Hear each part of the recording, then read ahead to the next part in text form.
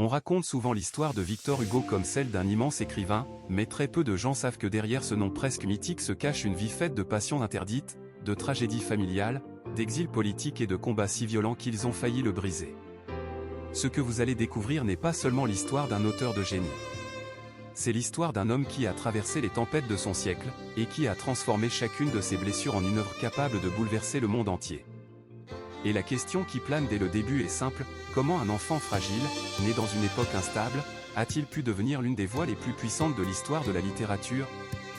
Tout commence au début du XVIe siècle, dans une Europe encore secouée par les guerres et les révolutions. Victor Hugo naît en 1802 dans une famille où tout semble déjà annoncer le conflit. Son père est général dans l'armée de Napoléon, un homme dur, discipliné, habitué aux batailles et aux ordres. Sa mère, au contraire, est royaliste, profondément opposée à l'Empire. Deux visions du monde, deux camps ennemis, sous le même toit. Imaginez l'enfant au milieu de ce choc permanent d'idées, de loyauté et de passion. Sans le savoir, il grandit déjà dans un théâtre politique où chaque conversation devient une confrontation. Et ce climat va façonner quelque chose de décisif en lui, une sensibilité brûlante aux injustices et au bouleversement du pouvoir. Mais ce n'est pas seulement la politique qui marque son enfance. La famille déménage sans cesse au gré des missions militaires de son père. L'Italie, l'Espagne, Paris, le jeune Victor découvre des villes, des paysages, des langues différentes. Chaque déplacement ouvre son imagination, mais laisse aussi une trace étrange, celle d'un enfant qui n'appartient jamais complètement à un endroit.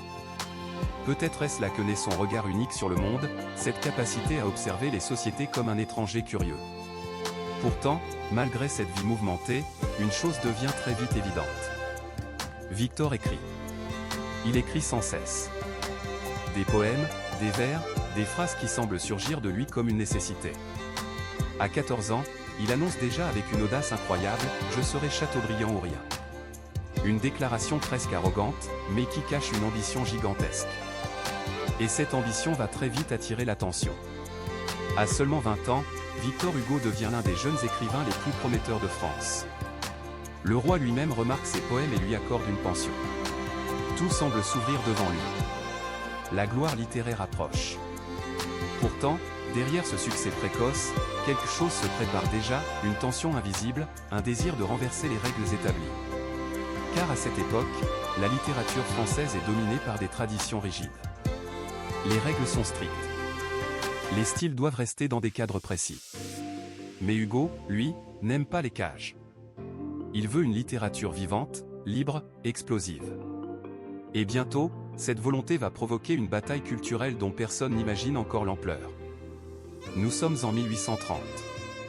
Paris est en ébullition. Et au cœur de cette agitation, Victor Hugo publie une pièce de théâtre qui va déclencher une véritable guerre artistique. La pièce s'appelle Hernani. Le soir de la première représentation, le théâtre est rempli de spectateurs prêts à se battre, littéralement. Les défenseurs de la tradition crient, sifflent, insultent. Les jeunes romantiques applaudissent avec frénésie. La salle devient un champ de bataille culturelle. Pendant des jours, les représentations provoquent des scandales. Mais derrière ce tumulte se joue quelque chose d'historique. Hugo vient de briser les anciennes règles. Il vient d'ouvrir la voie au romantisme, un mouvement artistique qui va transformer la littérature européenne. Ce soir-là, Victor Hugo n'est plus seulement un écrivain prometteur. Il devient un symbole. Mais la gloire littéraire n'apporte pas la paix intérieure. Derrière les applaudissements, la vie personnelle de Hugo devient de plus en plus complexe. Il épouse Adèle Fouché, son amour de jeunesse. Ensemble, ils construisent une famille. Des enfants naissent. La réussite semble totale. Pourtant, une fracture invisible s'installe. Leur relation se détériore lentement, silencieusement. Et Hugo, passionné, intense, se jette dans des amours tumultueuses. Des liaisons secrètes, des passions brûlantes, parfois scandaleuses. L'homme qui écrit sur la grandeur des sentiments vit lui-même dans un tourbillon émotionnel permanent. Mais aucune de ces tempêtes privées ne prépare vraiment ce qui va arriver ensuite. Car un jour, tout bascule. En 1843, sa fille adorée, Léopoldine, meurt tragiquement noyée avec son mari lors d'un accident de bateau. Hugo apprend la nouvelle en lisant un journal dans un café. Imaginez ce moment. Une ligne dans un article. Une information froide. Et soudain, l'univers entier s'effondre. La douleur est si violente qu'elle le réduit presque au silence. Pendant des années, il écrit très peu. Il marche, il pense, il pleure. La perte de Léopoldine devient une cicatrice profonde qui ne disparaîtra jamais. Pourtant, c'est dans cette souffrance que quelque chose d'extraordinaire commence à prendre forme. Une œuvre immense, nourrie par le deuil, la compassion et la réflexion sur la condition humaine. Mais pendant que son cœur est brisé, le monde autour de lui continue de changer. La France entre dans une nouvelle période de turbulence politique. Les révolutions éclatent. Les régimes tombent. Et Victor Hugo, autrefois proche du pouvoir, commence à prendre une position de plus en plus engagée. Il parle contre la misère, contre la peine de mort, contre les injustices sociales. Sa voix devient de plus en plus forte. Et cette voix dérange. Puis arrive l'événement qui va transformer sa vie pour toujours. En 1851, Louis-Napoléon Bonaparte organise un coup d'État pour s'emparer du pouvoir. Beaucoup se taisent. Beaucoup se soumettent. Mais Hugo, lui, refuse. Il dénonce publiquement le nouveau régime. C'est un acte de courage, mais aussi un acte extrêmement dangereux. Très vite, il devient un homme traqué. La seule solution, fuir. Victor Hugo quitte la France. Commence alors un exil qui durera près de 20 ans. D'abord à Bruxelles, puis sur les îles de Jersey et Guernesey, au milieu de la Manche. Loin de Paris, loin de la vie politique, loin de son pays. Pour beaucoup, un tel exil aurait signifié l'oubli. Mais pour Hugo, c'est exactement l'inverse. Loin du pouvoir, sa plume devient encore plus libre, encore plus puissante. C'est dans cet isolement que naissent certaines de ses œuvres les plus célèbres. Des romans monumentaux qui explorent la pauvreté, l'injustice, la dignité humaine. Et parmi eux, un livre qui va bouleverser des millions de lecteurs, Les Misérables. À travers les destins de personnages comme Jean Valjean ou Fantine, Hugo raconte la misère, la compassion, la rédemption. Mais derrière la fiction, c'est toute sa vision du monde qui apparaît, une société où la justice doit l'emporter sur la cruauté. Et le plus incroyable, c'est que pendant qu'il écrit ces pages immortelles, Hugo vit dans une maison isolée face à la mer, regardant les tempêtes frapper les falaises. Comme si la nature elle-même reflétait les combats intérieurs de cet homme en exil. Les années passent. Et peu à peu, la France commence à changer. Le régime qu'il a combattu s'affaiblit.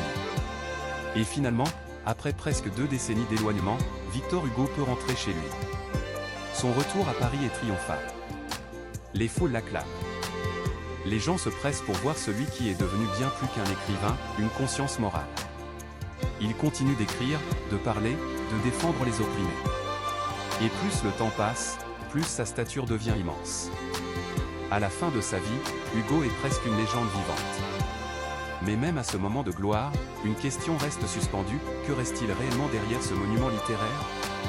Lorsque Victor Hugo meurt en 1885, la France entière se mobilise pour lui rendre hommage.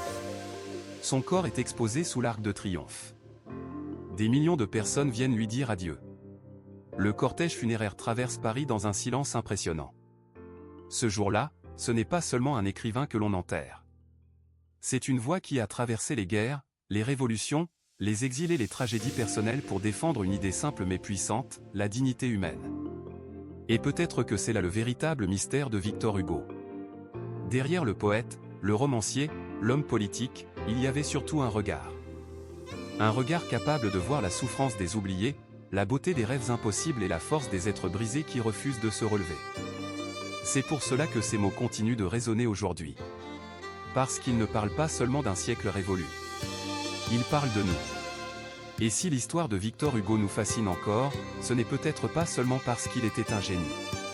C'est parce qu'il a transformé les drames de sa vie en une œuvre qui nous rappelle une vérité essentielle, même dans les périodes les plus sombres, la voix d'un seul homme peut éclairer le monde.